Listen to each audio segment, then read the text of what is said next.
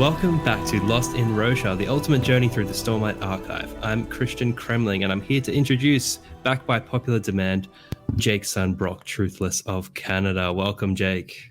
Thank you for having me on again, and thank you to all the people for the support. I did read the comments. I don't have access to the emails, so worth noting, if you want to complain about me, please email them.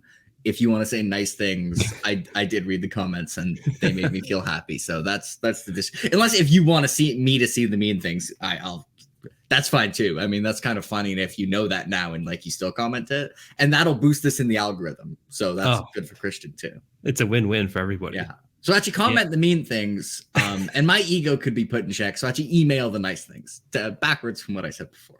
Okay, cool. And I'll forward them to you if I just feel like you need a little pick-me-up.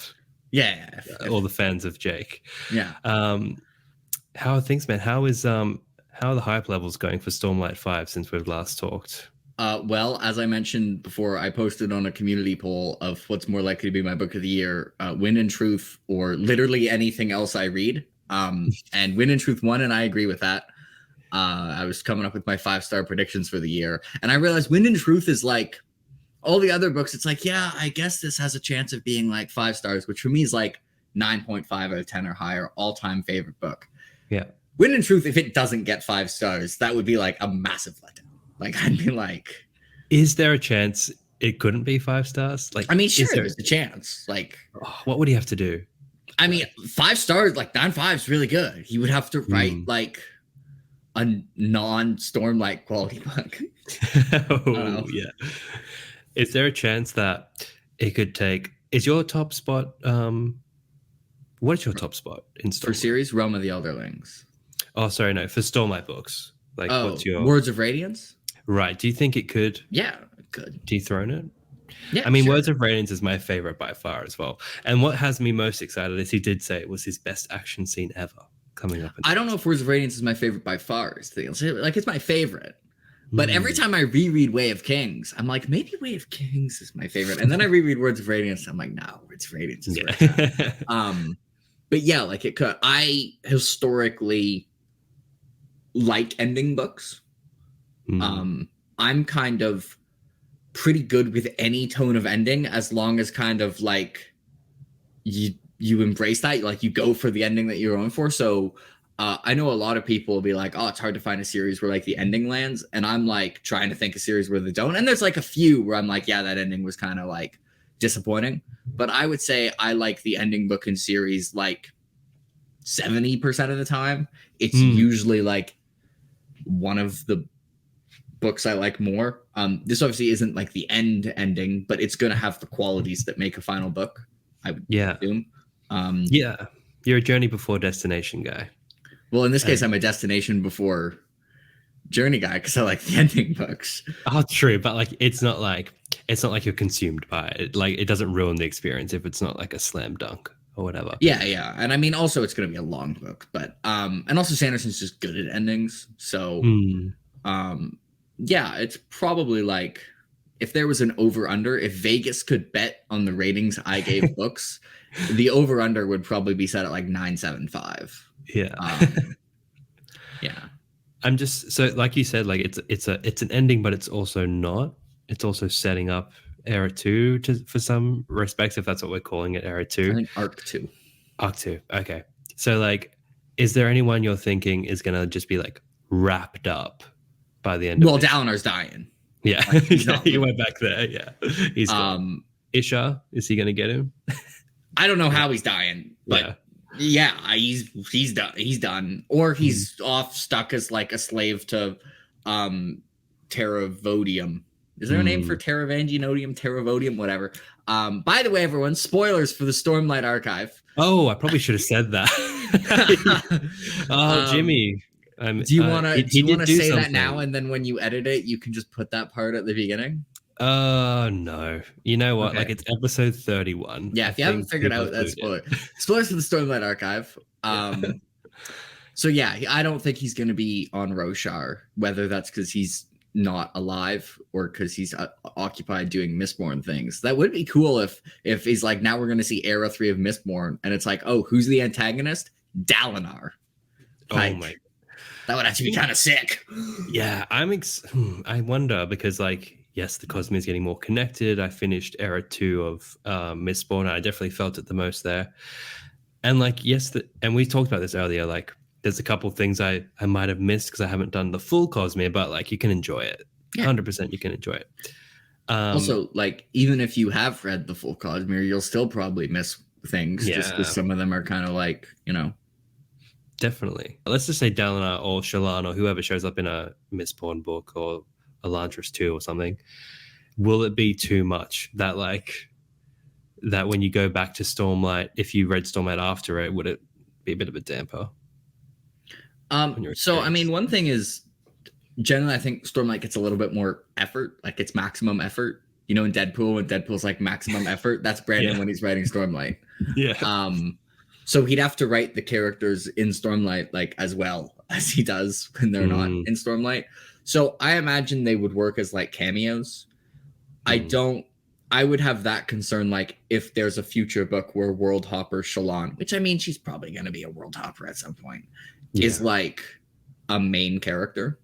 But I don't think he would do that. I mean, I think it's probably more likely that if one of the big three show up in like somewhere else, that they'll be like a cameo type thing. Kaladin's gonna go be a therapist, so he can go, I don't know, be a therapist somewhere else. That's not restricted to Roshar. Yeah, I mean, I think I'm totally on board with your Shallan thing. I think there's like 100% world hopper. I was like, I'm ready for her to show up somewhere.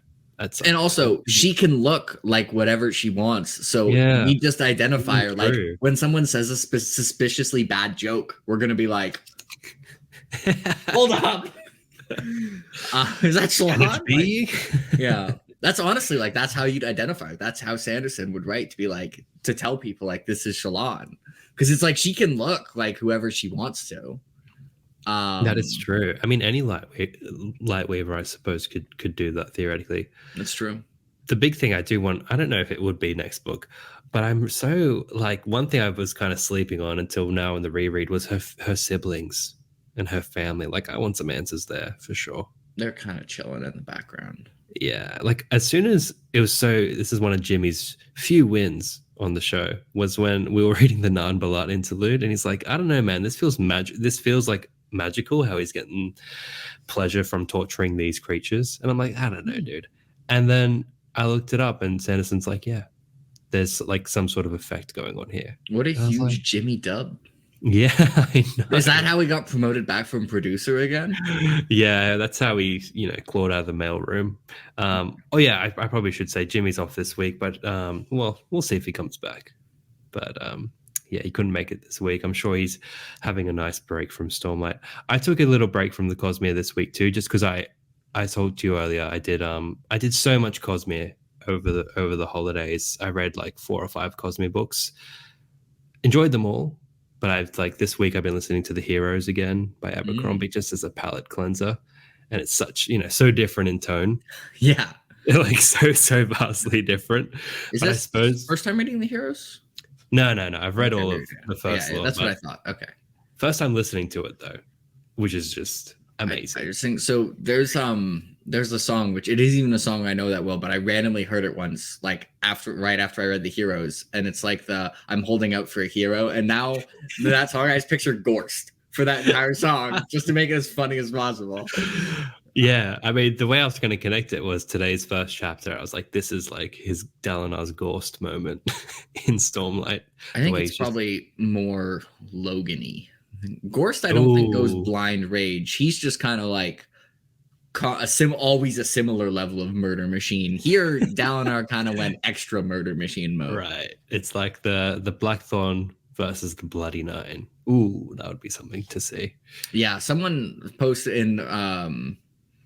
in my university book club randomly was like, who wins that versus? And I'm like, it's kind of a boring versus because they're just both peak human. So it's just like the differences are depending on writing style. And then someone pointed out that Rosharans are actually all like 7 feet tall.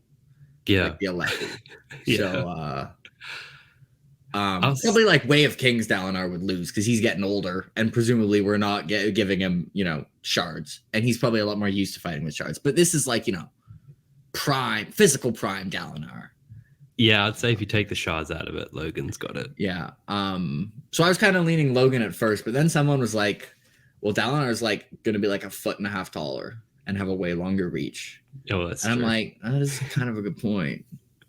I don't know. I don't often get caught up in these crossover battles, but for some reason, when it's First Law and Stormlight, I find First Law who would wins are kind of just like, it's just all like people who are good at sword fighting, so it's just arbitrary. Yeah. I'll do. If you ever have a cross series, who would win? I will overanalyze it. Like, I'll be like, all right, pros and cons. What are these people's paths to victory? What are their obstacles? And I will give like, most of the time, I'm again boring for this because people will be like, who would win, this person or this person? And I'm like, this person would win pretty easily. Like, for this person, it's the fight of their life. For this person, it's Tuesday. Like, let's just calm down here really quick. Well, that's what Sanderson has notoriously said in the Cosmere. Talon could single-handedly beat any other character. Yeah. In his prime. Ton Rex. Like, the only person who I'd imagine would put up a fight would be like the other heralds and like the Lord Ruler. The Lord Ruler is the biggest pushback that people have. Yeah, the thing is, theoretically, I think a shard blade could kill him. Okay. He's kind of like, the thing is, I don't know if he's actually like, he doesn't have an instant kill thing, and Talon also has stupid healing. He has way better, like, we also don't know what Talon's like radiant powers were that well, I think, because he's like the Stone Order. I forget their name. I'm a fake fan. I think so. Okay. Just by like process of elimination of looking at like which radiant orders. Yeah, right. Because he's a flashback character. But I think it actually might just be on the Coppermine. Basically, I think the Lord Ruler would kind of beat him up for a long time, but then eventually, like, the Lord Ruler's just cocky. Like, if the Lord Ruler was legit, like, okay, this is Talon, he's 7,000 years old and has been fighting an unwinnable war against living stone for that entire 7,000 years, and he's insanely dedicated, and he's a prodigy, and he also has nearly infinite healing, and he's got this other stuff, and he's got this sword that can insta-kill you.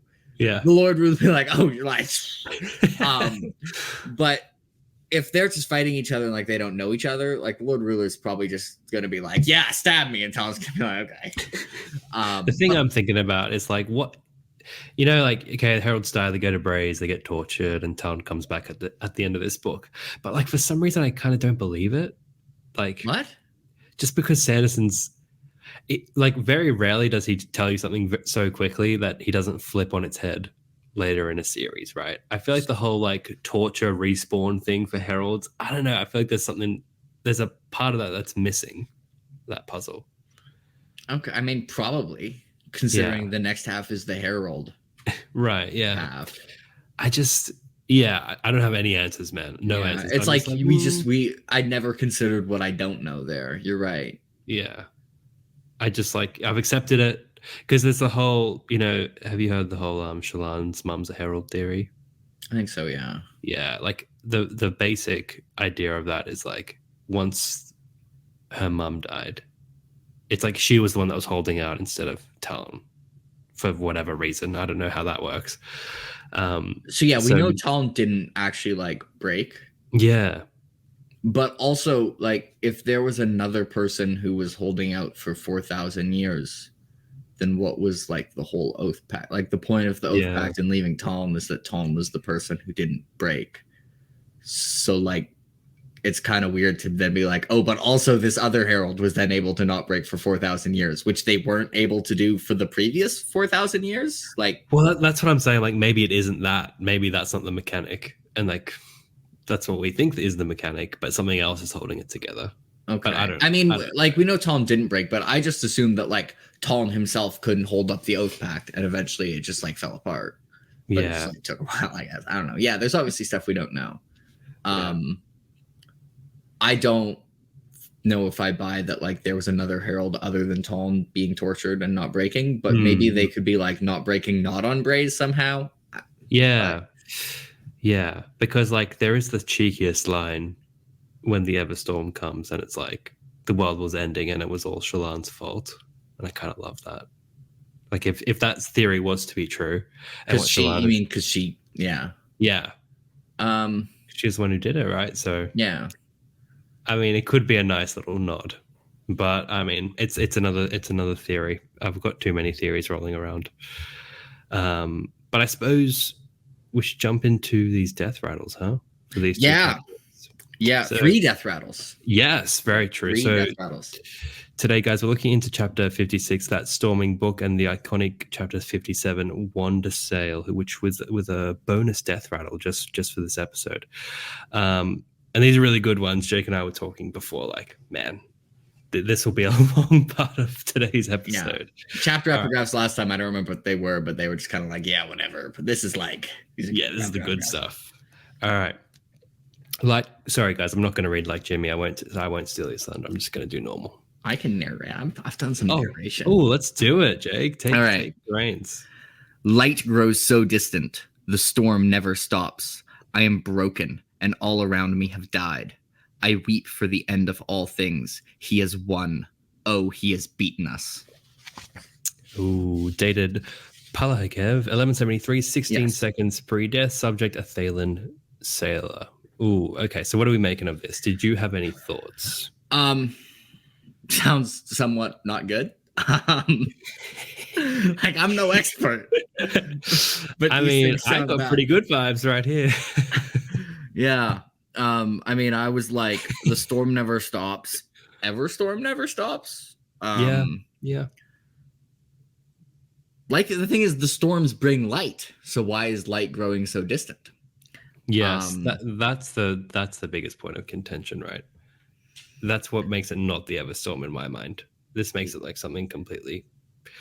I don't know. I just get like the end of the world as we know it, Stormlight 5 energy coming up. The end of the world. Yeah. Obviously, there's so many things that are like so vague. Like, we don't know who it is that has beaten us. Is this from... I just had a random thought. Is this a thought from... Like, it could be a thought from like the Parshendi perspective, and he has beaten us as like Dalinar has beaten us. Probably died in the process because he's screwed. And like weeping for the end of like the singers again. Light grows so distant. It could even be a reference to the past and like them becoming Parshmen and like light being like intelligence grows distance, like in terms of like let there be life and like light and the spark of life. It could be so many things. Like it's just so general. And then in hindsight, at some point Sanderson's gonna be like, this is what it is. And it's gonna be like, which actually makes me think it isn't the past because it's not quite obvious enough for hindsight. I was just thinking, as you mentioned that, so far from what I'm remembering, a lot of the there's a...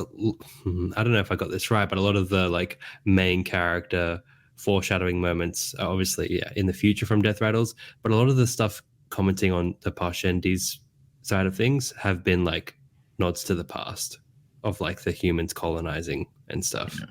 So I never considered that this could be a Parshendi perspective. That is interesting. So I like to keep in mind, like, I obviously pay a huge amount of attention to Stormlight. Don't really follow the theories much at all. So when you see theory, I'm not like, this common theory. I used to pay attention to them back in the Words of Radiance days. Things have changed a lot since the Words of Radiance days. So usually for theories, I'm just making it up as I go along. Yeah. But, which is good though. It's good to be like not disturbed by the common zeitgeist because you get caught up in what everyone else says.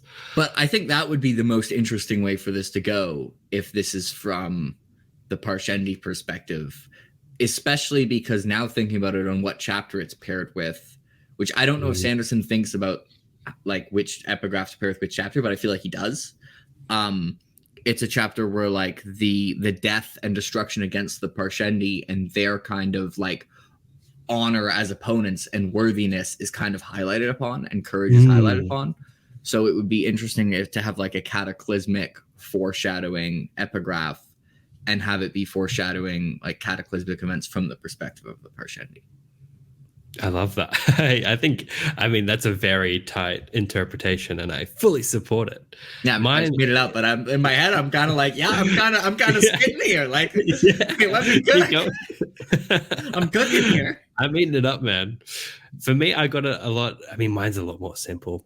I just kind of have a tragic ending in mind for the next book. I think it's going to be an oh crap, we've just everything's ruined and we have to somehow fix this situation in the next book. So that's what I see this as. And I also, through various random theories, I kind of feel like there's going to be a lack of Stormlight in the back half, or at least at the beginning of the back half. That could happen. Also, again, just for like stakes purposes, if they're Radiants, if there's no Stormlight, suddenly it's like they be dying, but they still have their Spren, so you still have your emotional support Spren, maybe. Yeah, but, and there's the case of Lift, right? Who's going to be more important, and she and she can eat food and suddenly becomes the most overpowered person in Stormlight. Oh, that would tilt so many people. It would be so funny. I know. I'm not even a huge Lift person, but the amount of salt from Lift haters, like you could season all the past water, like the water to boil things. Like you might ruin the drinking reserves of the earth with all the salt that would cause. Jake will be cooking some real tasty stuff with that salt. Too salty at this point. Like, you've got carbonara, it's already salty, and you're adding more salt from the Lift haters. And it's like there's already like crap, I can't say the wrong meat or the Italians will beat me up. It starts with a G that like normally goes to carbonara, whatever. It's already salty and the Parmesan salt. This is what's happening if this is the case. I'm gonna make the wild call that I think most people will turn around on Lift by the time the back half comes out. I think it's probably she'll be a lot older, we'll see all the trauma, and people will be like, you know what, we'll give her a pass for Edge Dancer. I've made my prediction that the first Lift flashback, which I think is going to be like obviously pre like Way of Kings Lift, and I think it is going to open up to like a really normal child in the first flashback, and people are going to be like, "What the hell's going on?" But that's my prediction. I've been predicting this since like Words of Radiance, where I think the first Lift flashback, she's just going to seem like a completely normal child. Like the opposite. And then I read Oathbringer and I was like, it's the opposite. Like Dalinar seems quite like honorable and normal. And like how jarring that first flashback is when he's like a psycho. Yeah. You know what? I think I'm looking, she's one of my most anticipated like flashback characters. Her and Yasna I'm most intrigued in. Like the Heralds, yes, of course, from more of like a lore perspective, but purely for character. I think that would be amazing, like like what you said. And then I want to see like what happened with the Night Watcher.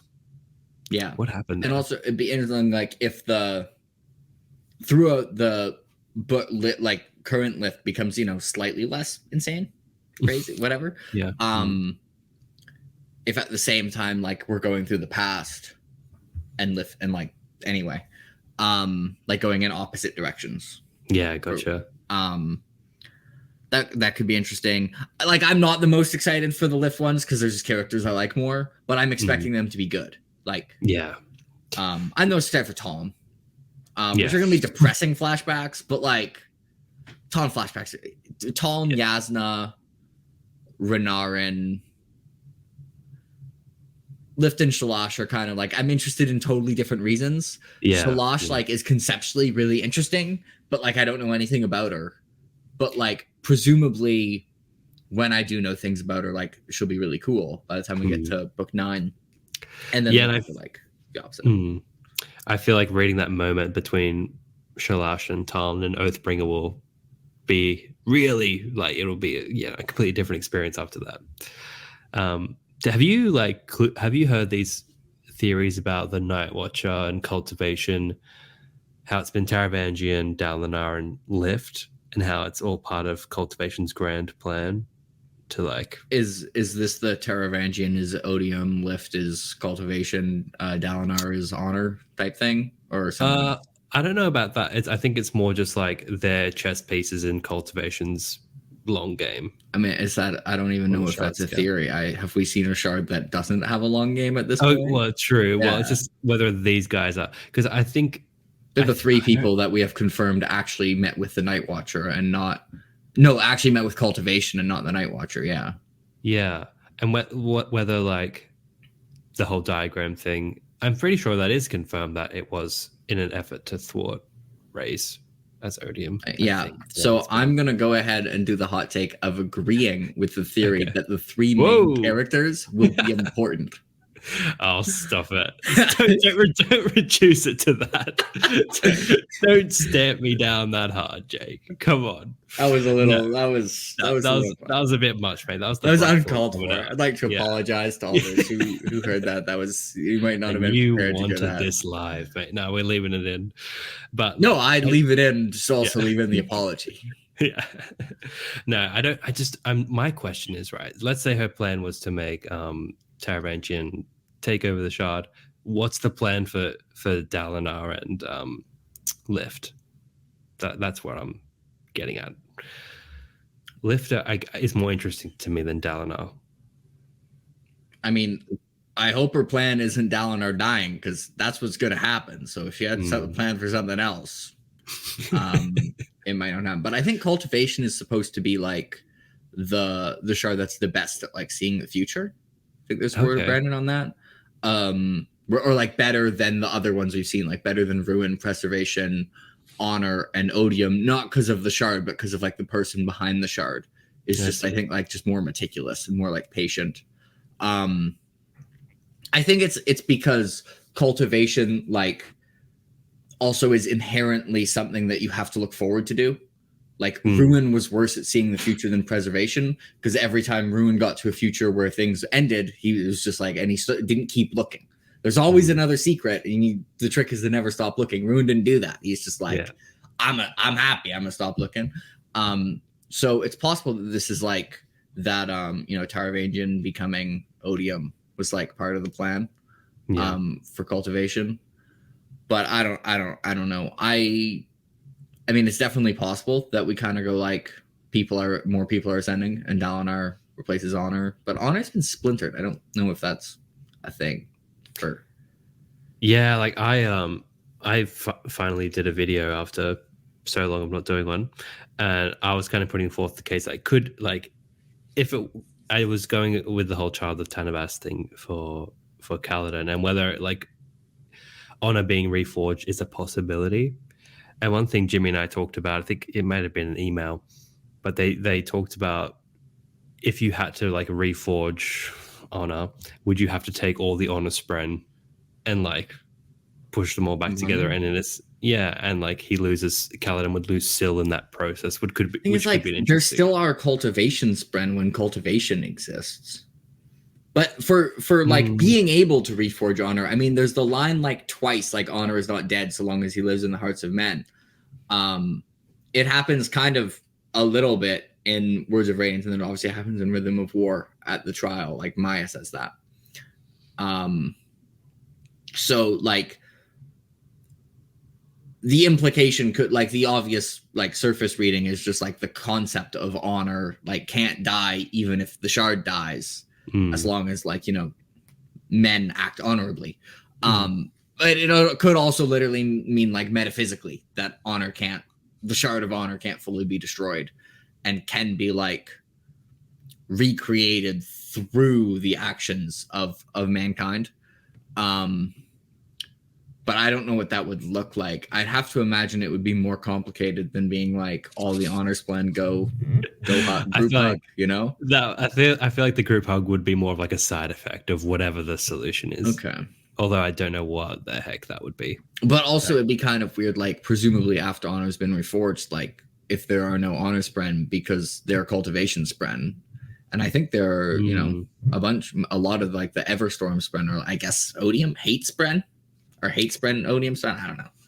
Yeah, because I remember reading somewhere, I thought it said that like Honor Spren are literally splinters of Honor, as opposed to like Cultivation Spren are just Spren like for people who cultivate things. See, I just assumed that. I just assumed Cultivation Spren were also splinters of cultivation. Like it would seems. I suppose those two things can coexist. Yeah, that may be just the case, and we wouldn't have to have that sacrifice. Regardless, though, I still get a stronger sense of shard vibes from Big Boy Dalinar rather than Kaladin. Yeah, Kaladin being a shard, kind of like him being like a herald. I feel like fits a lot more than him being a shard. I don't know if. Yeah. Kaladin Shard, I'm against it. It feels weird. I'm sure Sanderson could change my mind. So if he becomes a Shard and and I give the book 10 out of 10, don't come back to this and be like, said you're against it. Like, execution wise, he could make it not against it, but at this moment, I'm against it. Yeah, I feel you, but I still don't think, like, even though I like to play into the theories, I don't think he will. If there's anyone, I feel like it's telegraphed more for Dalinar. But anyway, do you want to take the honors into the next Death Rattle? Sure. Yeah, this is maybe the most famous Death Rattle. Can Death Rattles be famous? Is Stormlight big enough for that to be a thing? In our corner of the world, yeah. Iconic. There we go. That's better. Yeah, that's good. I hold the suckling child in my hands, a knife at his throat, and know that all who live wish me to let the blade slip, spill its blood upon the ground, over my hands, and with it gain us further breath to draw. Dated Shashanan, 1173, 23 seconds pre-death. Subject, a dark-eyed youth of 16 years. Sample is of particular note. See, even Terramangian's doctors knew it's up. But the previous one wasn't of, I guess it was just more doom and gloom. It wasn't like a specific. Like, this one I think is more clearly like, this is going to be a specific scene. Oh, yeah. The Silent Gatherers were just like, yeah, man, this guy's spitting bars. Like, note this one down. Yeah. But yeah, I agree. This is basically the more fire in my baby champion ammunition. Yeah, this is the main reason Gavinor the champion exists, right? Yeah. So my question is breath as in, or breath as in like magical breath. Well, but it's to draw, so probably just normal. Like, is breath here just a metaphor for life, or is there more going on here? I take it as a metaphor for life, but at the same time, they wouldn't capitalize it because they're not like Sanderson. And also, like, this is how Sanderson, he deliberately is ambiguous, so you don't know which one it is, right? Like, true. Gavinor, like, this is a baby. Gavinor is not a suckling child. He's gonna be like 5 or something. All right, I was ready for that. I was like, that's what Jake. I literally was like, Jake's gonna say that. And I'm so ready. All right, let's hear it. Let's hear this rebuttal. Because the death rattle about Shallan and Kaladin coming out of the pit after surviving the chasm fiend. Let's hear it. I don't remember. And it's like, let me pull it up. Basically, the long and short of it is it's listed as 2 men, but the scene ends up being Shallan and Kaladin. So it's like not quite right, but it's 100% that scene. I'm trying to just find the actual quote. Yeah, they come from the pit, 2 dead men, a heart in their hands, and I know that I've seen true glory. And it's like they were presumed dead. They have the chasm fiend heart, and the chapter is called True Glory. So it's like, kind of. Oh no, I couldn't do it. Like, I'm sort of convinced. So that introduces the premise that they can be slightly wrong, right? But also, men can be used just to describe humans generally. And like a suckling child on a scale of life, you know. Yeah, when you're 5, like, you know, when Aragorn goes at the end of Return of the King, the day may come when the courage of men fails. Not you, Eowyn. And also, suckling is such a specific descriptor, right? Like, that is okay. Yeah. Hey, I'm hearing you out. Like, it could be right, but that's I'm. Look, maybe it's not Gavinor. Maybe there's a new baby.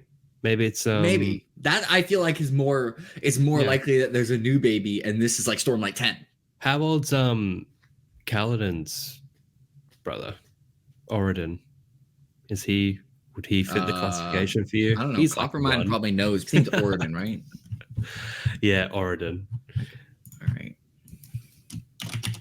I would say Oridon could fit the description, although I doubt. You know, maybe I wouldn't put it past. Am I spelling Oridon right? How do you?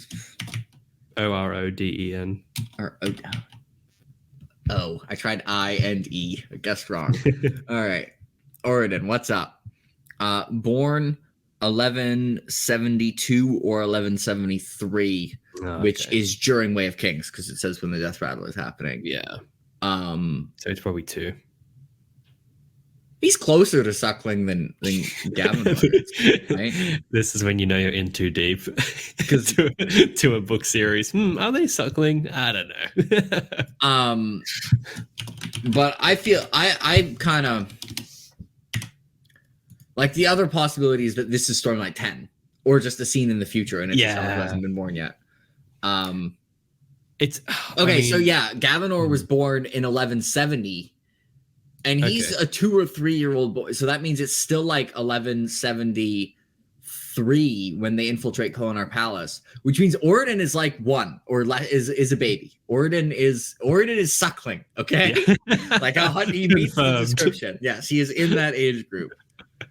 So the question then is, will Taravangian be like, "Hey, Oridon, what's up? You want to?" Yeah, he doesn't fit as well for other reasons. Yeah, though, like that's the problem there. It does fall apart. It's like the most fun theory, but it falls apart very quickly. I think I'm waiting for after Stormlight 5 comes out, Sanderson has a stream and someone's going to ask like, did you consider like the Gavinor Odium's champion theory? And he's just going to be like, and he's just going to be like, no, like that's a terrible idea. Imagine the climax of a book is just like this kid stands up as Odium's champion and Dalinar just has to be like, do I kill him? Like, I guess I kill him. Like, no. It's happening, Jake. You're in denial. That's the problem. I'm not in denial. I've seen the preview chapters. Seth's right there, suckling child.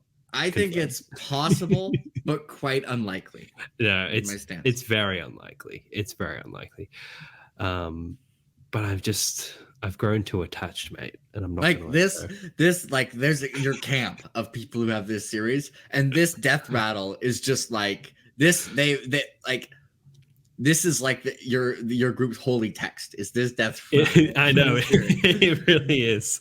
It's like this is every time. It's like you're not sure what to do or how to explain things. You go refer to the holy text. It's like let's see what was written.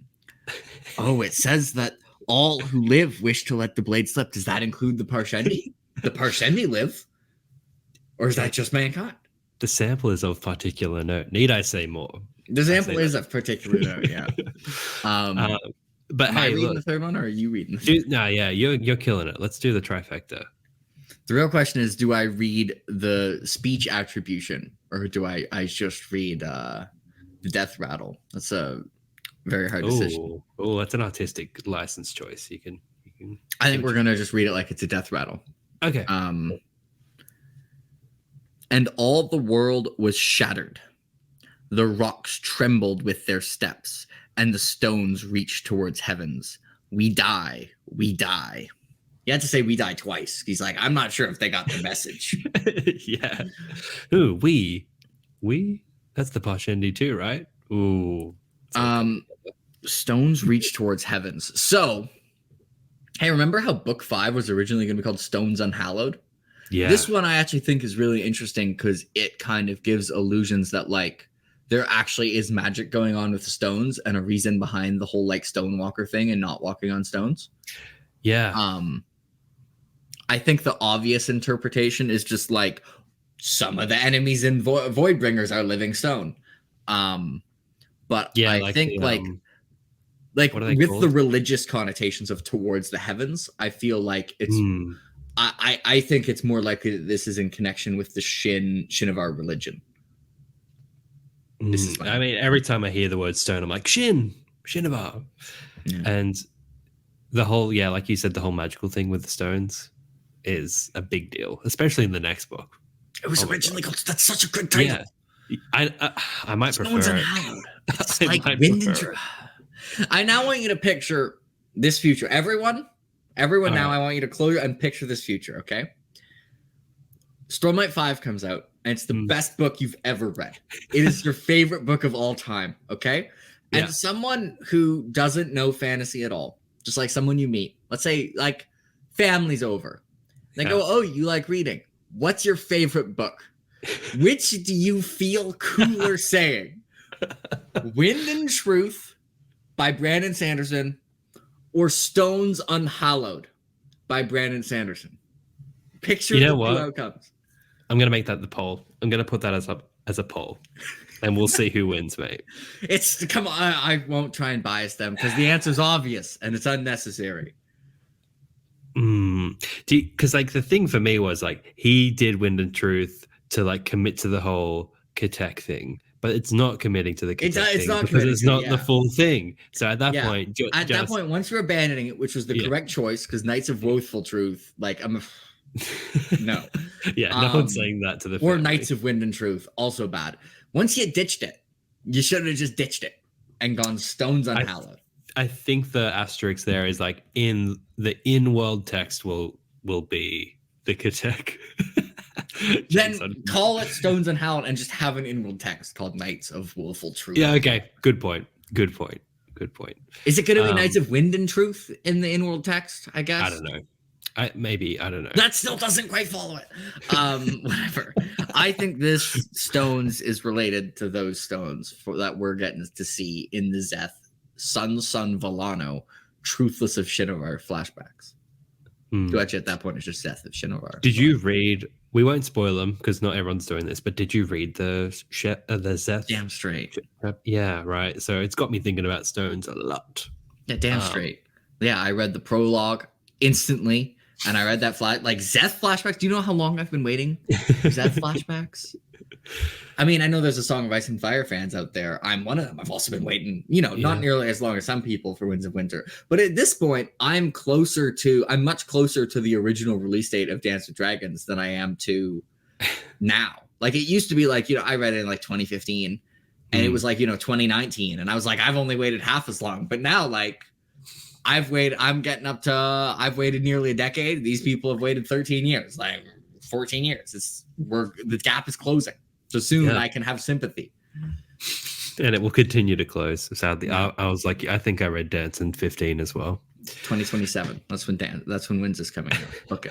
Okay. Because everyone just always predicts next year. Like, this is what I've noticed in my time. Like, in 2018, it's totally coming out in 2019. And in 2019, it's totally coming out. Except for this year, because it's not realistic. So next year. So in 2019, I was like, you know what? I'm just going to pick a distantly possible date, and it's 2027. That's what's coming. All right. Well, I'll book you on, mate. 2027. We'll be talking. We will be still talking about Stormlight 5. That's the I mean, yeah. There's a lot of Stormlight chapters, and like Oathbringer and Rhythm of War have more chapters than Way of Kings. There's so many, but I'm just being like, there won't even be another book then, sadly. But that's the way of things. I suppose we should talk about these chapters. That might be a good idea. That might be a good idea. They're good chapters. This time, like the first one, they were like, I like all the chapters in Way of Kings, but they were like not super eventful. These though, I like these. All right, I'll do the summary and then we'll have a chat. All right, chapter 56, that's Storming Book. Summary, courtesy of the Copper Mine. Thank you. All right, Dalinar and Sadeas attack another plateau together. Just as it appears that they have won, a second Parshendi army appears in direct response to the new Alethi strategy of combined assaults. Dalinar lays out a new strategy for the army to follow to adjust for the new threat, but then sees Sadeas is right in the thick of where the Parshendi have come. Dalinar mounts Gallant, and the two of them bound across the chasm, leaving a line of death in their wake as they make their way towards Sadeas. When they arrive, Dalinar finds that his old friend has fallen and is being beaten down by a horde of Parshendi. Dalinar kills them all and defends Sadeas single-handedly until Adolin and his guard are able to penetrate the Parshendi line and relieve the High Prince. Sadeas asks Dalinar why he would take such a risk for him, to which Dalinar repeats principles that have been instilled in him by the Way of Kings. Sadeas is displeased that it holds such sway over Dalinar, calling it that storming book. He warns Dalinar that those ideals will get him killed one day. That storming book. Slightly pessimistic. He also is like, so my biggest question actually from here is how sincere, obviously when he was like, in some ways he's being unsincere, but when he's like, I don't know if I've actually ever understood you. Is he actually is that like him actually being like, I don't know if I've ever understood this guy, or is that all manipulation for the right?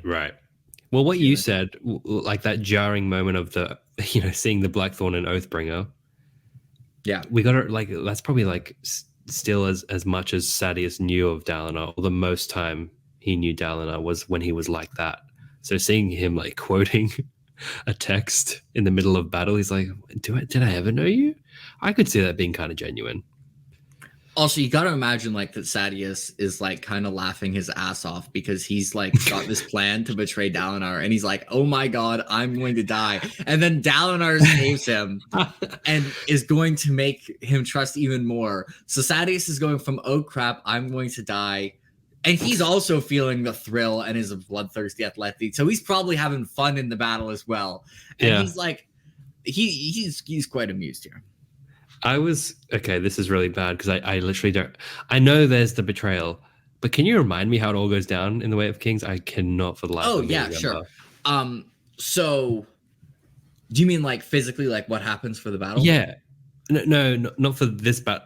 Oh, like the tower, yeah. Oh, like it's the tower. Yeah. So, I don't remember the mechanics of that moment. Yeah, so what happens is they do like the similar plan for the tower, which is the plateau they've never won a battle at. Like it's the biggest one. The Parshendi can get a ton of troops. And Dalinar and Adolin basically try and punch through to surround like a big group of the Parshendi army. So basically like Sadeas is the anvil and they're the hammer, and they're going to try and like surround a huge group of the Parshendi army. And then Sadeas, in good order, calls a retreat and retreats from the plateau, which leaves them. And he'd recently convinced them to use his bridge crews instead of their bridges. And he calls back all his bridge crews. So that just leaves them stranded like in the middle of the tower with no way of escaping. And then Kaladin shows up, the absolute Chad. But yeah, it's actually like, so here they also punch through in order to save Sadeas. But it's kind of a similar situation where like they commit to something in order to like do a combined tactic. And also like because it's something that Dalinar is like implicitly trusting Sadeas. Like and then Sadeas pulls the rug out from under him. Did we ever know how long Sadeas had that in mind? I don't know if like that was his specific idea, but I guess his thought was like he was kind of like, like this is the reason why the alliance will never work, in that when you're working in battle at some point, like to fight effectively, you're going to have to trust the other person. So he was clearly trying to manipulate Dalinar into using his bridge crews. Like that was clearly, I don't know if like this was his specific plan. If he, I mean, it is like Dalinar through competence is somewhat predictable in that he's going to act optimally as a general. So he could have actually drawn up and been like, oh, in this situation, like the Parshendi defend the tower the same. Dalinar will act competently and decisively, so we can like trick him into doing this. I think it's probably more likely that he knew at some point there would be a scenario where he could strand Dalinar. And this was just a perfect example that came somewhat through luck. Right, because I told you earlier I messed up and I read 57 and 58, and it's in 58 where he convinces him to use his bridge crew. So it's coming up. My biggest question from this chapter was like, wait, 58? Don't they? Doesn't Kaladin have to do like the armor trick before Sadeas convinces Dalinar to use the bridge crews? Because one of the ways he convinces him is that or does he convince them to use the bridge crew up until the final assault and then his bridge and tower? Okay. Yeah. But the thing, no video, so the cameo will now not happen for everyone. But alas, it's very sad. What am I missing here? Oh, my cat's just chilling. Oh, there it is. Oh, cute. It looks so cozy over there in Canada. I'm like in the sweltering heat, but that looks nice. My biggest question was like, what's pulling Dalinar out of the thrill in these moments? Like, what's the actual cause of that? That is an excellent question. Because we know it's caused by the Unmade, and I guess it's proximity. But yeah, then why does everyone else still have the why does it happen both times? I mean, presumably the thing that sets him apart is his like that he has visions with the Stormfather, so you'd expect that has something to do with it. I don't know why it's happening metaphysically. I was actually going to ask, this I feel like is a Way of Kings detail that I remember. Why did the Parshendi bring an extra army to this fight? Dalinar's like, if they could bring more, why haven't they in the past? Like, why are they doing it differently? Yeah, but then he does think to himself at some point, they're like, oh, they must have seen both of our forces and called for an extra army. but I suppose, is it that simple? Like, I guess, because he says we should have sent out more scouts. So I suppose the Parshendi just scouted better. Yeah, but it's like, why don't they do that? Oh, I see what you mean. Normally. Right. Yeah. Okay. Yeah. True. Yeah. Like, he thinks that they're doing some kind of like honor bound thing where it's like, we'll bring one army if you bring one army. And it's like, I don't think that's what they're doing. Commenters. Once you're finished roasting Jake or praising him, also weigh in on this. Yeah. Which also, like, because that's the other thing I was thinking of, like this Unmade, which is the cause of the thrill, made me also think of the Unmade that's the cause of the death rattles, right? Yep. And they're both here because there's a death rattle that you see from out this. They're both in the area. I wish I could see like how close or like what the proximity of their effect is. At the because very end, in 15 years we can have a map of where the Unmade were over time. Yeah, because like presumably it was in Carbranth, or otherwise it's in the same spot and it's just got a huge radius where it can affect Carbranth and the plains. I think, isn't there like a Teravangian thing where it's like the death rattles have stopped in Carbranth? Oh, yeah. Yeah, I think you're right. So I think it's moved, and as of, like, I think it's very recently moved, and as of here, there are not death rattles in Carbranth, and they're just draining people's blood and they're just dying. I wonder.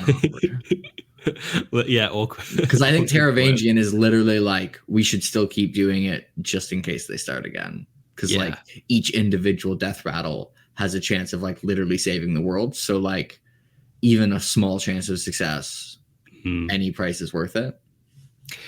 I wonder what would cause it to move then in that case. Like, does it just move freely? Was it under orders? Another secret to consider. But like we've noticed, I mean, you notice it so much in the Wave Kings, there's all these like little benefits if you're in the middle of bonding with someone. So maybe as his bond with the Stormfather or whatever's going on with Dalinar gets stronger. Yeah, like a Nihil bond thing. Yeah, it can like get you out of the thrill, I suppose. Specifically Stormfather. Okay. And and I suppose it shows us that for the first time as a fresh reader that like the thrill is some sort of magical thing that's going on. Yeah, because I think originally like it's just kind of, it's like, oh yeah, it's just like what people experience. It's adrenaline. Yeah, but like it isn't adrenaline. It's like it has an element of like bloodthirstiness almost. It's like in Who Would Win thread when people will be like bloodlusted, and what bloodlusted just means is personal like emotional attachments are not going to get in the way of the fight. They mean that they have the thrill. Yeah, right. Yeah. I miss being a new Sanderson fan where I didn't look out for capital letters so much. Yeah, those capital letters will get you. Yeah. I wanted to ask you what you thought of this line and if you think it's foreshadowing. When, he's talking about that storming book, and then Sadeas says, that honor of yours is going to get you killed. I think that Sadeas being cheeky because he knows he's planning to kill him based on the honor, not some like book 10 foreshadowing. Yeah. Yeah. The more we speak about that. The boring answer. No, I think you're right though. He's like, give me a few more battles, then you're gone. Yeah. I just also generally would like to compliment the action in this scene. I think it's a great example of having action that has important story beats. Like this chapter is based around a battle, but the point of the chapter is not, look, Dalinar defeated the Parshendi. Look, he's good at fighting. Like there's character beats in that action. Characterization in action.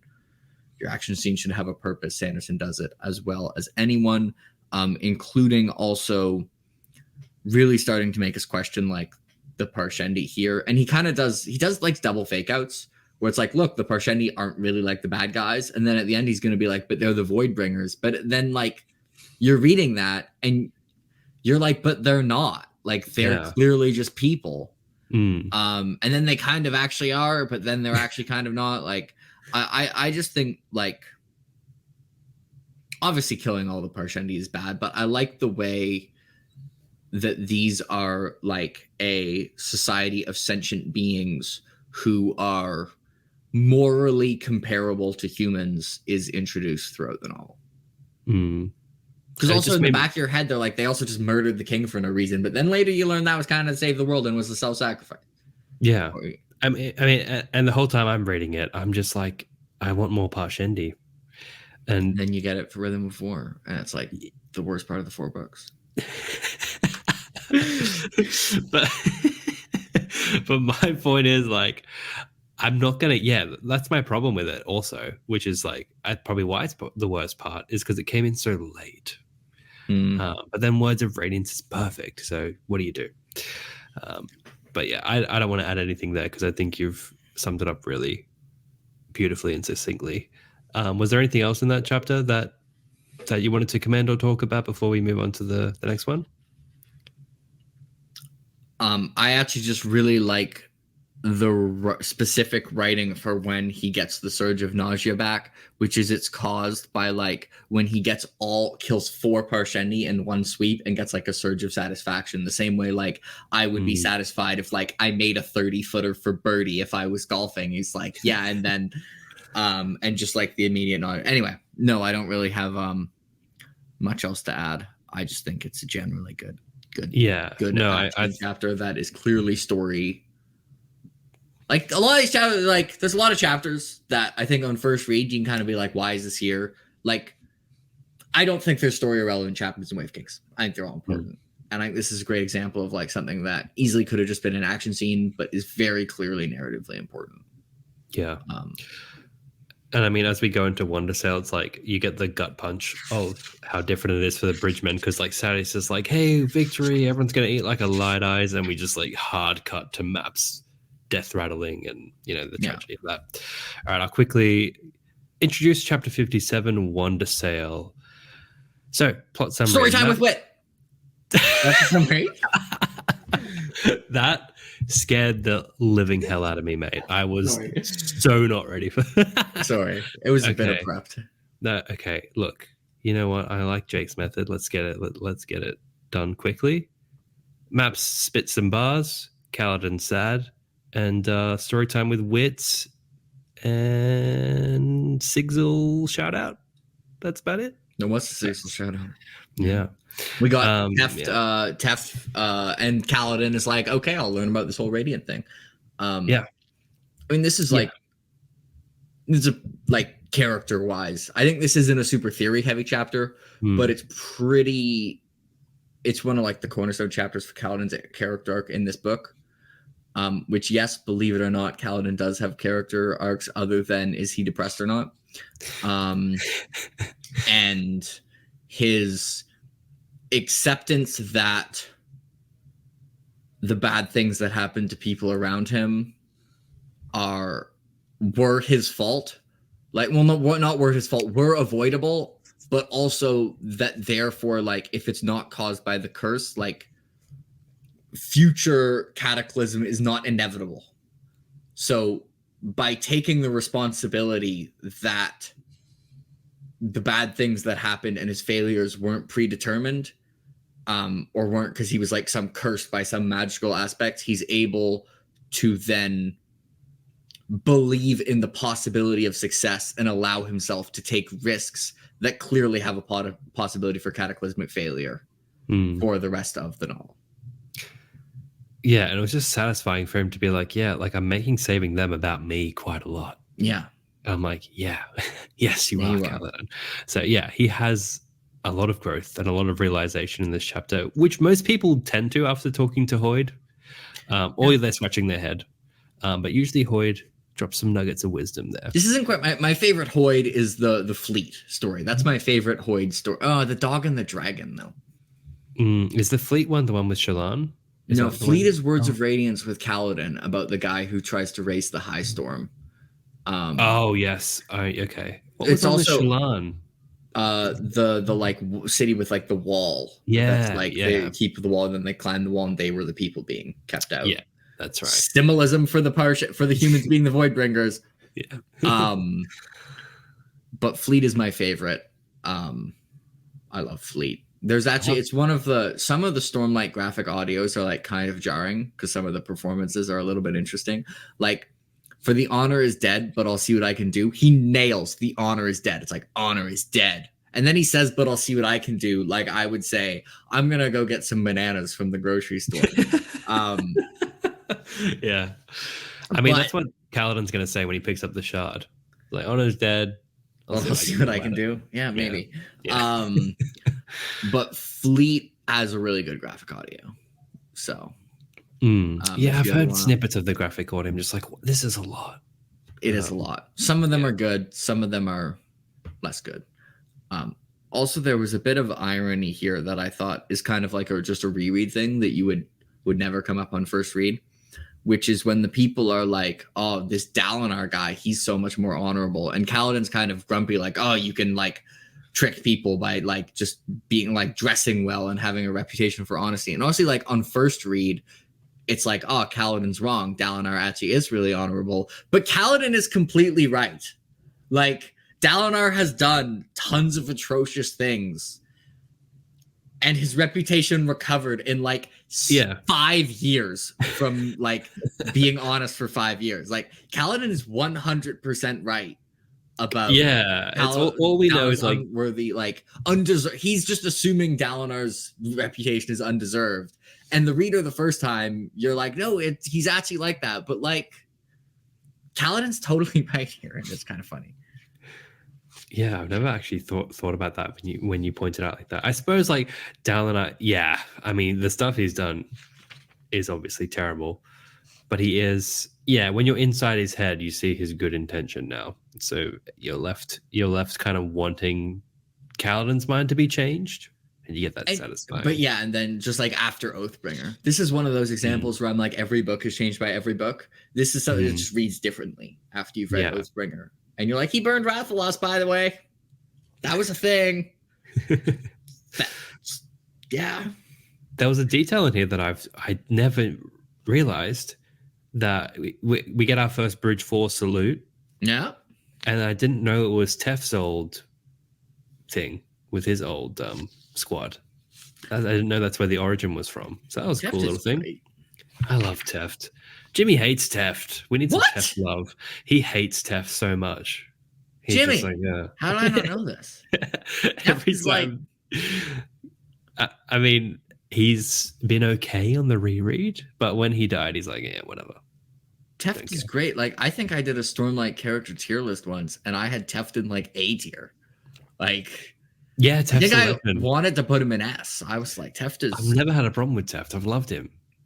Just he's my favorite non-Kaladin member of Bridge 4. Oh yeah, and like it's not. I don't think it's that. Like, I don't know who third would be. Like Rock probably, but it's like Lopen. Teft is easily my second favorite. I also like. I think on read, especially in Words of Radiance, he shines because you kind of just don't pay attention to him the first time you read him. He's like, oh, Teft's doing his thing. He's reliable. But on reread, you can be like, oh my God, he's getting addicted to drugs and is falling apart as he becomes more successful and having access to more money. Oh no. Like, I'm keen to pick up on that. Yeah. Because I think that was Jimmy's problem. Like, I think he thought the whole drug angle came out of nowhere. Well, Jimmy's going to realize he's really wrong. Yeah. So like, we'll see. It comes up in like a lot in Words of Radiance, but it's just like Kaladin doesn't pay. Because in Kaladin's mind, Teft is like the most reliable person. Right. So it's just like, oh, it's weird that Teft isn't here tonight. I wonder where he is. But yeah, God, it's a tragic story. But you said it wasn't a theory heavy chapter. I got very loose. I got something very loose that. All right, let's hear it. You can shut it down real quick. I'm happy to move on. All right. So this flute, right? It's weird Hoid stuff. And look, I play an instrument too. And I know some people like to call their instruments with pronouns. But he said, Hoid's talking about his flute, says, I always worry that I'll forget how to play her. And I'm like, why is it a her? What does that mean? Is this like some sapient instrument? Do we have like shard flutes? Come on, Jake. There's got to be something. I think you're probably overthinking this. Okay, damn it. But okay, I will extend an olive branch because I mean, it probably has a spread, and something's magical is going on with it. Oh, hallelujah! That's all I needed to hear. But like, probably it's just like if you've got like a boat and you're like, she's ready to sail. Yeah. I don't know, it just felt like unlike Hoid. Like he had such a reverence for it because he's I like think it's so something from like nonchalant about everything. I So think it's when something from he, like his childhood, right? Which yeah, well, he said there's like, not very much from his childhood. He's old. He's did he say proper. childhood? Well, he just said he learned. He just said like how long ago he learned, um, to read it, to play it. Right. It was something like, you It's won't believe silly, I how know, long. considering how long I've practiced, but these days I really get it. I guess not necessarily from childhood, but just like I got the impression from like how long he's practiced that my impression that like was for OG Hoid stories. So like Dragon Steel, it's going to be something he really cares about, and now he's played it sporadically for like 10,000 years. It's just the impression I got. And the thing is, every depiction of Hoid, fan or official, he's always got it. So, which tells me it'll be a big deal and whenever we get Dragonsteel and He Hoid's gave life it to story. Kaladin because he knows he's the child of Tanavast, Christian. There we go. You're like, now we're cooking. Now we're cooking. Child of Tanavas, my ears are like, woo, let's go. You get like the exclamation point from game whenever someone says child of Yeah. Tanavast. Yeah. Someone ever needs to get your attention in real life. They're like, Christian. Hey, is that a child of Tanavast theory? And it's like, was that of particular note? Yes, absolutely. Hey, there is magic though, because I mean, this is written in such a Sanderson way. It says Kaladin found himself transfixed. The tune was powerful, almost demanding, as if each note were a hook flung out to spear Kaladin's flesh and hold him near. That's definitely magic. Come on, surely emotional element. magic of music. The magic of a banger story from Hoid. Also, I'd just like to mention Teft when he's describing the oath of like Journey for Destination, just drop some banger lines. Oh yeah, what is the best description? He's got strength before weakness. Let's see, life before death. Living is harder than dying. Something like what you did in your life is going to be more important than what you accomplished. And then he's got for strength before weakness. The banger line is strength does not make one capable of rule; it makes one capable of service. I forget. Anyway, he's got some banger lines there. He's a poet. He was spitting. It's also just I think it's a really cool scene because Teft generally is kind of nonchalant, like doesn't seem super principled, but then he gets to like the first oath and suddenly like it's something he deeply cares about. It's kind of like if someone's talking to me and I'm not interested, and then they mention Stormlight and I start like passionately talking. Like he's the same, but like for that, and it was such an important part of who he was growing up, like in his family and how he was raised. I mean, they literally died for it, and his backstory I think is just really good. Like I'd be interested to see more from that group of people. Yeah, so curious about those group of people, but I forgot they were called, but I reached a lot of dead ends with them. The thing is, do you think so? Like Hoido is always showing up with these amazing stories. He has like fortune, right? He has some sort of like luck magic in the cosmere. So like, does he come prepared? It's like, all right, like, or does he just say random things? Yeah, like he's like, I'm worried about my. He probably knows Kaladin's a radiant. I would. Yeah, so that's not us, but because he's so cheeky. He's like with the spheres comment. Remember that? Yeah, very cheeky. Is he just finding all the radiants and like telling them stories, or is it just like Kaladin? Because he was with Shallan in childhood. Yeah, which is very telling. Yeah, which is so good. I want to be on the show for that shit. Like this is my like Shallan flashbacks are just better on every time. Like last time I reread Words of Radiance, I remember reading that chapter and being like, "Is this the best chapter in the book?" That's crazy, right? Like, there's no way. Like, it's not top 15, but like, is it actually to reread that? I don't think I have ever reread that chapter. It's so good. Besides, like him slipping metal into his tea or whatever. Yeah. Screw that part. It's the conversation with Shallan and some of Sanderson's, I think, most beautiful writing is in that scene where like he's like gets Shallan to like describe what like happiness would be like. I'm not doing it justice, but it's gorgeously like It's some of Sanderson's like most where I'm like, that was like gorgeously written. Yeah. He's so compassionate and touching when it comes to like the childhood flashbacks and the people walking through their hardships. Like, oh, that's what's really made me fall in love with this series. And also like the cool shard blades and stuff. Yeah. But it's, it's the characters and their journeys. When Hoid said, "I've come to your land to chase an old acquaintance, but I end up spending most of my time hiding from him instead," did you take that as odium, race? Is that what that's about? Yeah, I mean, I assumed it was race. The other candidate would be whatever the name of Cultivation's shard is. Rebellion. Yeah. Oh, thank you. Yeah, see, theory person, read it a bunch of, like, I feel like for Stormlight, I'm like, if you tell me to recount a minor character's character arc, I can, like, describe it, like, without talking. But for theories, we go to Lost in Discovery. Yeah. What would the other candidates even be? Because at first I was like, oh, Sigzil, but I was like, no. Because he mentions seems like an afterthought. That's like, yeah. So, yeah, because he's writing the letters to Harmony about like race and odium. Like all of his letters are about race. I think it's probably race, yeah. But he doesn't want to meet race because he'd die. Yeah, that's why I found this line a bit curious. Race or cultivation? But what would the candidates be other than race or cultivation? Like, I mean, yeah, I think that's. And if he describes someone as an old acquaintance, like he means thousands of years ago. Like anyone under the age of 2000 is DQ'd from this conversation.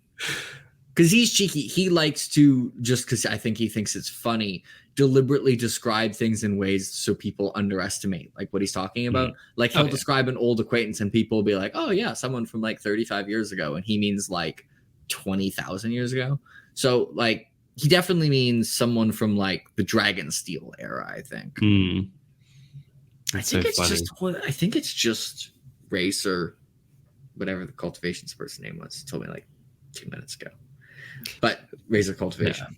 Yeah. I think it's huge that he's giving Kaladin the flute. It's because he's the child of Tanavast. Yes. That seems not random. He's acting like it's random. It seems not random. Kaladin fails, by the way. Had not learned how to play it when they next meet. No. Words of Rain. And he loses it. It shows up in and Hoid really like kind of gives him and it's like, come on.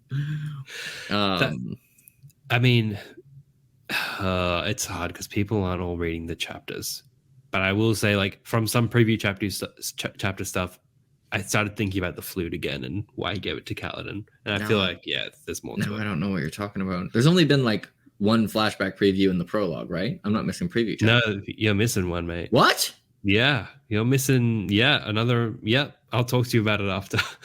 And we'll find it, so I'll get you the link. I'm gonna read it, literally. I might just be rude and just like leave call and just go read this. Like, oh yeah, there's another one, and there's the interlude. Did you hear? The interlude. I did. Yeah. I read the interlude. Well, I didn't listen to the interlude. I waited for it to get transcribed because Sanderson should not quit his day job to be an audiobook narrator. And generally, I don't read things for audiobook for the first time anyway. Yeah, that's fair. Are you gonna listen to the chapter? Because I'm assuming he'll release them early again, part 1. Yeah, I'm gonna read them. Yeah, nice. Yeah, I find the the countdown very enjoyable. For Rhythm of War, I was like, I'm not gonna read them, and then I read them instantly as soon as I had access to them every time. This time we're just accepting. Yeah, I'm gonna read them. Probably do videos about them. We'll see. Yeah, awesome. Okay.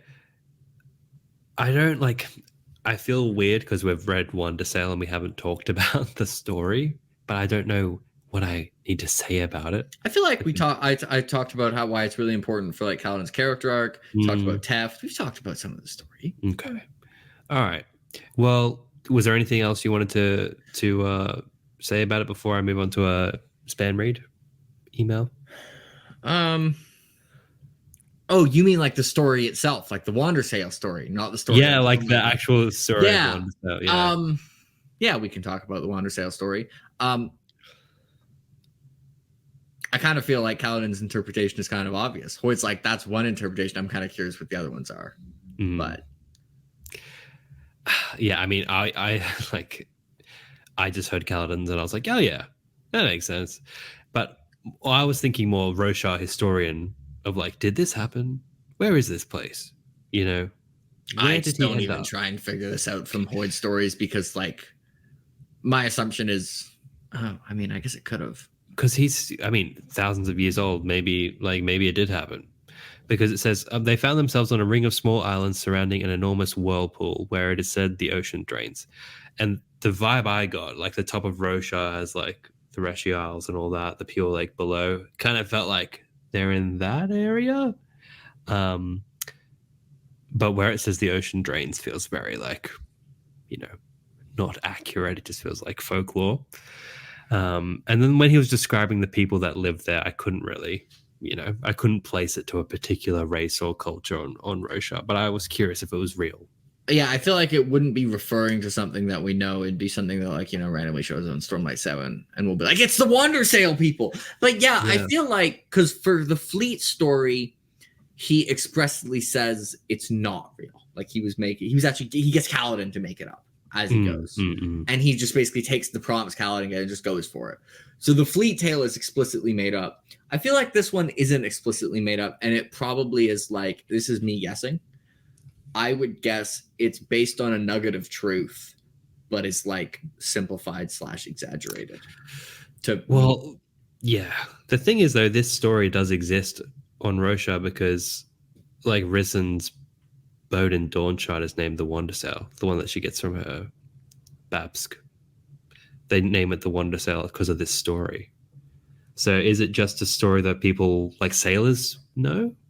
Or is it just Hoid keeps telling it to people? Yeah, maybe Hoid made the story It keeps being thematically irrelevant, and he just keeps being like, damn. And then he gets to Kaladin, where like it's super relevant for the personal conflict Kaladin is going through.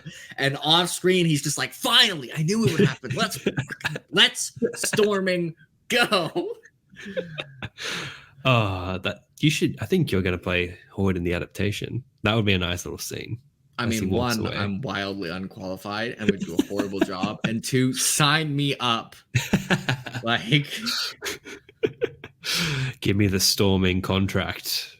Yeah. Now. I need alrighty. to wait to play Hoid. He's pretty skinny. Whoever's playing Hoid is screwed because they got to be in like 55 adaptations forever. Yeah. They'll have to sell their identity rights to AI. That's what will happen. All right, Spanreed to quickly go through at the end of the episode. It's going to be this is going to be one of our longest ones, and I'm living for it. Episode wise, I mean, it's going to be a long one. All right, Spanreed from Colton. Hey there, I binged your podcast over the course of a few days while at work, and it quickly became my favorite. You guys are awesome and such a great dynamic. Thanks for the great content. Thank you. I have a couple of small theories. First, you guys totally glossed over the idea of the Cremling crawling up the Herald steps. I was so there for it. In Dawnshard, I believe it was revealed that the Sleepless were watching over Risen's Dawnshard. I personally believe a Cremling could also bear one if part of the Sleepless. It would also open the doors for a unique interlude perspective, a flashback of a Cremling adventure. Oh, I'm down for that. Okay, second theory he's added here.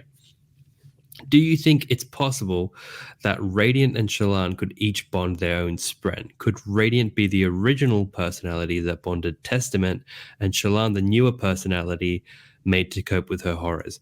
And each personality differs enough that they could count as different people with different oaths. I think that could be interesting. Thanks again, Colton. Cheers, Colton. Interesting. I mean, the one that I'm hearing, I mean, of course, I love the Cremling stuff. You do like the Cremling stuff. I do. Like Cremling for the Dawnshard. Could a Cremling wield the Dawnshard? I mean, I'm happy to take up the Dawnshard. I don't know why it couldn't, but it just, I don't know. Because the thing is, these two, like Colton's two theories here are like somewhat connected because it's like Sleepless are a massive, Cremlings or whatever. Could that hold a Dawnshard? And same with Shallan, if you split her into her personalities, could they serve as two entities? What do you make of the Shallan one? Okay, Shallan one. So you described it very briefly before this. I think their description of it was better because it's specifically like Radiant being bonded to Testament beforehand. because my issue with it generally, so I thought it was like that Radiant could swear an oath, and Radiant could be like further, well, not an oath, the truth could be like further along than Shallan was. And my issue with it is that Pattern's entire thing is like being like, Shallan, you're one person. And that's kind of like where her arc is going. So it would feel against that. But if like Radiant was kind of like the split personality, the disassociation happens later. I don't know if we saw any evidence of the disassociation in Shallan's flashbacks. So I don't know if, because that would have to happen when she's really young. And like the differences between Radiant and Shallan would be kind of weird for like 7-year-old Shallan to think, especially since one of the differences like she's hotter and Adeline will like her more. So I'm sorry, Colton, you ended up with the theory downer guy in response to guy. I'm the butcher of theories, where I'm just kind of like, I don't know if these work. It's okay, Colton. My strategy is just to keep bombarding Jake with theories, and then eventually one will work.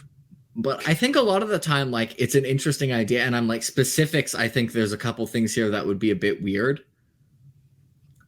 But the idea of like something with the multiple personalities with like Testament versus Pattern, because also metaphysically, she has the Testament shard blade to start off Way of Kings. Yes, but also can't use some of the Radiant powers. I think that's because like if you have like if the original Radiant who wielded Maya had Maya, they could summon Maya without the delay, but not talk to Maya the Spren. And I think that's how it works with like Radiants who have a dead shard blade that was their Spren.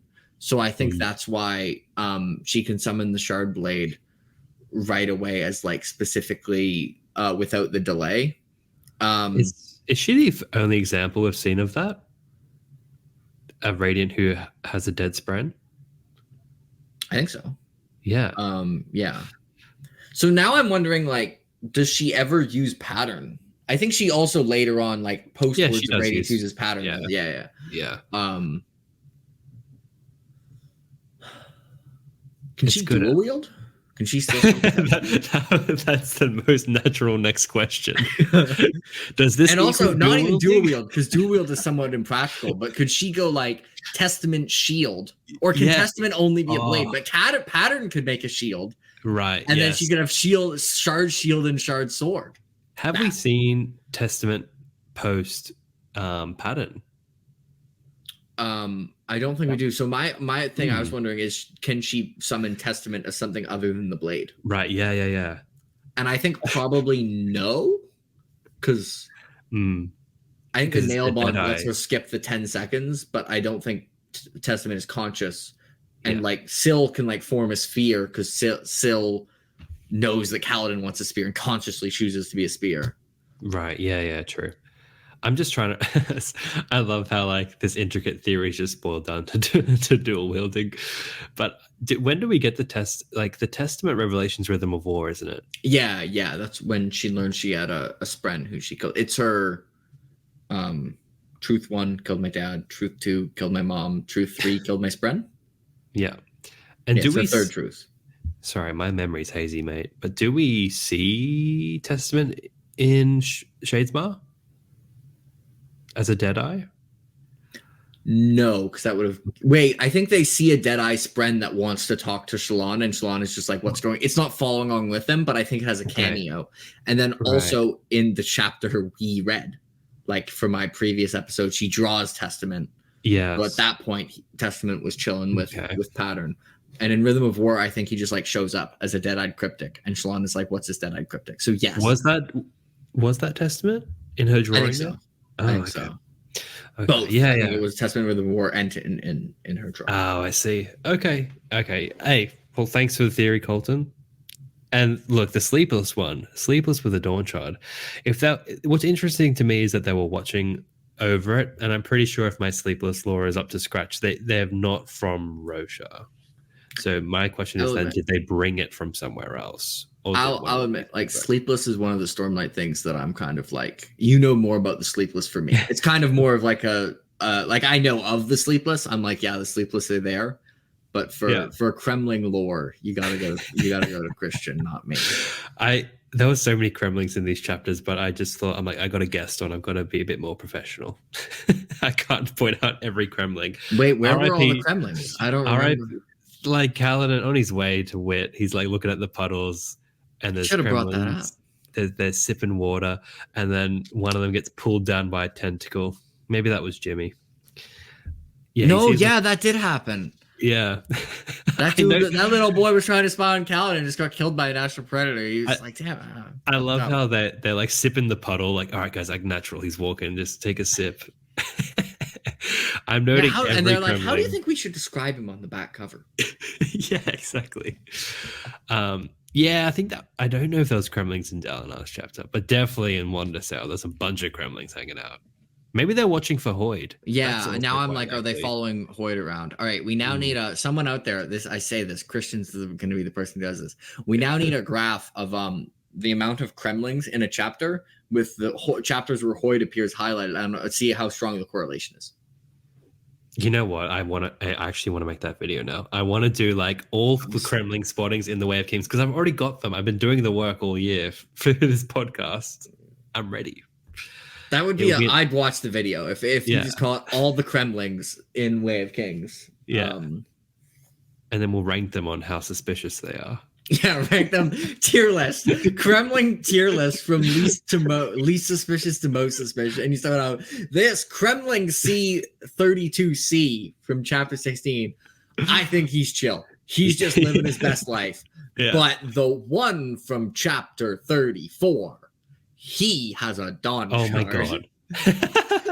All right. I'm promising this video actually. Once we finish this book on the show, that video will happen.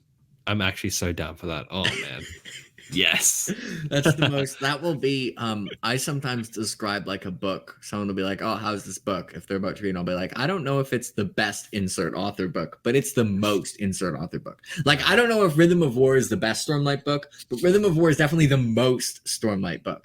And I don't know if Fires of Heaven is the best Wheel of Time book, but it's definitely the most Wheel of Time book. I don't know if that would be your best video. Yeah. But it would definitely be the most Christian video. Yeah. I'm gonna take that. I'll take that. You know, it's weird because this side is only on the podcast. All my theories, it's like quite polished, but I'm keen to do that. Like just a dastardly Cremling video. But I think it'd be hilarious for the people who watch your videos, but like see the podcast and go, ain't nobody got time for that. Yeah. To just suddenly see you like tier ranking the suspiciousness of Cremlings. Like, what happened to this guy? Oh man. And comments like, are you okay? Are you going through stuff? Man, I'm just Christian Cremling. But it's like bled into my video comments. Like my video comments were like, Mr. Cremling. When are you going to change your name on this to like 67 Cremlings in a trench coat? Like, that's your name instead of Christian. If I'm Jake Son Brock, Sleepless of Canada, you're 100 Cremlings in a trench coat. And with that, this is again a formal request. Look, I'll never be an actor for the adaptation. Just let me voice one Cremling, or like just do one Cremling I gotta say, I will now. I'll be his agent. He would give you the most passionate Cremling performance. You will not find someone to get other than him to give a passionate Cremling performance. Like there's one person in the world who will give you that, and it's this man right here. Thank you, Jake. Thank you, and we'll work on you for Hoid. That's optimistic. Yeah. I'd play a random extra from Bridge 4 who just like dies. Yeah, you could do maps. I think you did the death rattle pretty well. If Stormlight adaptation happens late enough for me to be old, I can be like the first bridgeman who talks to Kaladin, who he gets like his jacket from, who dies right away. All right, stay tuned, guys. We'll see you in 15 years on the adaptation. But with that dude has disproportionate impact on the future of Roshar.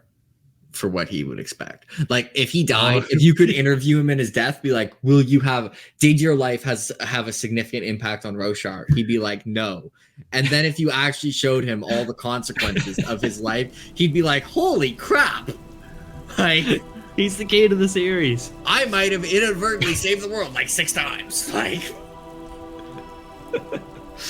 oh, all right, guys. With that, thank you for accompanying us on this episode of Lost in Roshar. Remember, the most important chapter a man can read is the next one. We'll see you next time as we dive into chapter 58 and 59. If you enjoyed this episode of the podcast, be sure to leave us a review on whichever platform you listen on. If you have feedback, questions, or theories, Spanreed us at lostinroshar@gmail.com, and we'll see you next time. I didn't see them.